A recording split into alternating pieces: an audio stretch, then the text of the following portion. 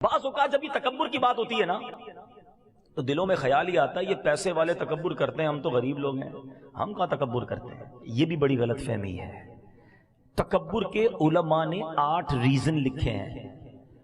تکبر علم کی وجہ سے بھی آتا ہے، تکبر عبادت کی وجہ سے بھی آتا ہے، مال کی باری تو تیسرے نمبر پہ آتی ہے، تکبر اقتدار کی وجہ سے بھی آتا ہے، تکبر خوبصورتی کی وجہ سے بھی آتا ہے، تکبر طاقت کی وجہ سے بھی آتا ہے۔ اب علم سے کیسے تکبر آتا ہے؟ کسی بندے نے دنیاوی علم حاصل کر لیا یا دینی، علماء بھی بن گئے۔ جی میرے مذہبی بھائی بیٹھے ہیں ادب کے ساتھ، کیونکہ علماء نے کتابوں میں لکھا کہ اگر آپ دینی علم بھی سیکھ گئے اور اس کے بعد دوسروں کو حقیر سمجھنے لگے کہ ان کو تو آتا ہی کچھ نہیں، مجھے اتنا کچھ آتا ہے، تو یہ بھی تو تکبر ہے نا۔ علم اس لیے نہ سیکھو کہ لوگوں کو حقیر جاننے لگ جاؤ، اس لیے سیکھو کہ لوگوں کو بلا کر علم دین سکھائیں گے۔ علم بھی تکبر لاتا ہے۔ عبادت تکبر کیسے لاتی ہے؟ کوئی بندہ 5 ٹائم کا نمازی بن جائے، قرآن پڑھنے لگ جائے، پھر کہ دیکھو لوگ تو کچھ بھی نہیں کرتے، یہ تو جمعے کی نماز نہیں پڑھتا، میں تہجد بھی پڑھتا ہوں۔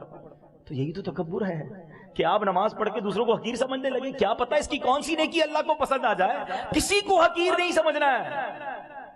ایک بار سفیان ثوری رحمت اللہ تعالی علیہ اپنے بیٹے کے ساتھ ایک سفر پر جا رہے تھے، ایک سرائے خانے پر رکے، دونوں باپ بیٹے سو گئے، پورا قافلہ بھی تھا، سب سو گئے۔ تہجد میں باپ بیٹے اٹھے اور نماز تہجد ادا کی۔ بات بڑی کمال کی ہے، تہجد پڑھنے کے بعد بیٹا کہتا ہے ابا جان یہ کیسے لوگ ہیں، سارے سوئے ہوئے، کوئی نہیں اٹھا تہجد کے لیے۔ والد صاحب نے جو بیٹے کو جملہ کہا نا، اللہ کرے دل میں اتر جائے، کہتے بیٹا تو بھی سویا رہتا تو بہتر ہی تھا۔ آئی سمجھ میں بات؟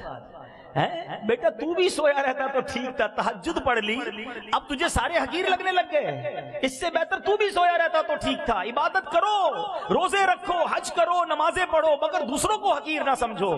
مجھے کیا معلوم میری ساری عبادتیں کہیں منہ پہ نہ مار دی جائیں۔ ڈرتے رہو اللہ جو کیا قبول کر لے۔ مالک ناقص ہوں، کمزور ہوں، جیسی ٹوٹی پھوٹی ہے تیری شان کے لائق نہیں، یہ ٹوٹے سجدے تو نے ہی قبول کرنے